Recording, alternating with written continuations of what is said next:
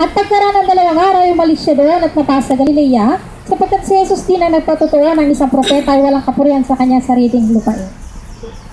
Bakit kailangan ng isang tao ay pumunta sa isang tao pa para magpagamot? Samantala, alam niya na yung gamot na sa kanya. Katotoo. So tayong lahat na nandito ngayon, may sakit dahil gusto natin magkasakit. No? O may sakit dahil ayaw natin tanggalin yung sakit. Why? Nakayan pa natin yung mga sulat. Sa Juan, pintuan. Kilala natin si Jose? Kilala daw natin. Bakit takot siya? Nalantarang ipahayag niya yung pananampalataya niya sa Diyos. Kailangan pang antayin niya yung kung pwede nga lang sana takipsilin gabing-gabi para wala makakita sa kanya para kunin niya yung bangkay ni Jesus. Tayo sa ating mga kasarili na. Paano natin ipaliwanag sa sandaigdigan na tayo pinili ng Diyos? Bakit di natin mailahad ng lantaran ang taglay nating kapangyarihan sa ating mga sarili, ang taglay nating pananampalataya? Gusto pa natin? Sige pa. Para ka sa 6:45-47. Nandito tayo sa araw na ito dahil general session healing, sabi natin hindi lamang po yung mga sakit sa katawan ang dapat nating linisin. Hindi lamang po yun ang dapat nating puksain. Unang-una yung sakit natin sa kaisipan na laging lumiligalig sa atin.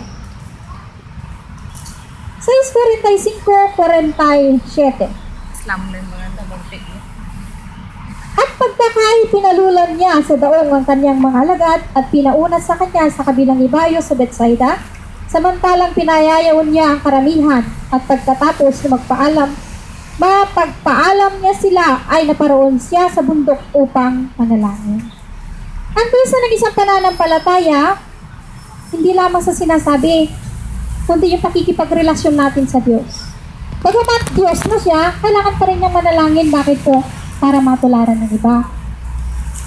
Sa title po doon sa Ilocano, ito yung Nagna ni Jesus City. Tabawi kita itay. Nasa maniwala man tayo sa hindi, walang silbi ang lagi ng pagpiling natin sa Diyos kung wala tayong pananampalataya. Bakit po lumubog si Pedro? Noong una nakalakad po siya, di ba? Nag-angin pinatigsa, nagtipayo isunalimbog. Apo, tulungan na. Ganun tayo Alam na natin na kaya natin ang lahat ng bagay sa mamamagitan ng pananampalataya natin. Ngunit, na-shake lang tayo ng konti, nawala na yung unang hakbang natin patungo sa Kanya. Ang nais ng Diyos sa atin ngayon, tayo bilang naihalin tulad na nandoon sa isang daong nasa gitna ng dagat, si Jesus nasa gitna ng lupa. Anong gagawin ni Jesus? Lalakad siya patungo sa atin sa oras na ito. Kung paniniwalaan natin na matatanggap natin ang kagamutan, ibibigay po ng Diyos sa atin yun. Huwag lamang po tayo magdalawang isip. Ang kailangan po lang natin ay pananampalatayang matibay. Dalawang bagay ay binigay niya sa atin sa Juan 19 at saka Lucas 23. Paano isang taong takot na ipahayag ang kanyang pananampalataya at kung paano ang mga taong nagnanais ipatanda ka no aji managdakdakis. I-reverse psychology natin. Gawin natin na ang tatanggalin natin sa araw na ito at nakakawalan ng bawat isa sa atin ngayon ay ang kasamaang nasa sa atin. Yun po ang ipinapahayag ng sulat sa araw na ito. Ikatun tayo nagiti panagdudura iti puso kong kapanunungan iti daytoy nga daw ipatan ni Barabas ko na ng bukawong ni Jesus. Bukawong diniimpag pangipanak iduling mo iti puso. Ipatan mo di kinadatos. Kanya nagiti ang kinadatos. Ano mga kasama niyo? Yan! Yung mga sakit natin. Yun ang sanhi ng sakit ng isang tao. Na kapag ito ang nanatili sa ating mga kaisipan kailanman, hindi natin makayanan ang lumakad patungo sa dakilangan. Sapagkat tunay nga natutuwa ang sulat na ang lahat ng mga bagay, pagkatatutuo niya sa Lucas 16:60, nagpatingga ko ni Juan. Sino nga Juan kayo ito? Ang ni Juan nga. Correction lang po nag-aaral po tayo. ang kanihuan apostol dahil tinagpatunggaan na. Matikati ni Juan Bautista. Diba? Patotoo pong sulat ay matatagpuan sa Matthew 11. So, kung nag-umpisa sa mga propeta, nahinto doon sa pagpapahayag. Ano po kasi yung obligasyon ni Juan Bautista?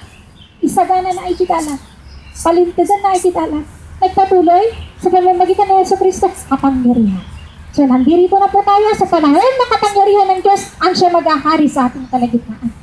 At ito po'y pinatutuhanan ng ating bakal na parlante, protektor, na ito na nga, yung katuparan sa pagpapatupad ng mga apostoles at bawat isang sinugo ng Diyos ay tinatawag na apostol.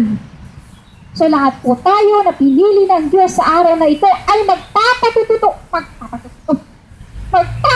na ang bawat isa sa atin sa pamamagitan ng kapangyarihang ibinigay, iginawad ng Diyos sa atin. Sa pamamagitan po ng ating pananampalataya. Ito po yung pinakasusi ng ating paggawa sa araw na ito. At sana po magkaisa tayo sa pamamagitan ng panalangin. Lahat po sana tayong mga magkakapatid sa isang pananampalataya. Magtulong-tulungan po tayo upang ang kalutasan, pagamat, hindi lamang po, unang-una na po sana nating nilinis at kinamot ang sakit sa ating mga kaisipan upang handa na ang mga pisikal nating katawan sa pagtanggap ng biyaya ng Diyos. Muli po, maraming salamat po sa pagdalo. Andirito po ang ating advisor, spiritual advisor. Maraming salamat po, Mami.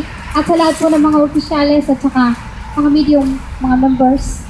Magpatuloy po tayo sa ating paggawa. Alas 11 po. Saran po natin ang Evangelio sa pamamagitan ng isang awit. And then patuloy po tayo sa konsagrasyon. Tapos sa healing na po tayo. Tumayo po tayong lahat.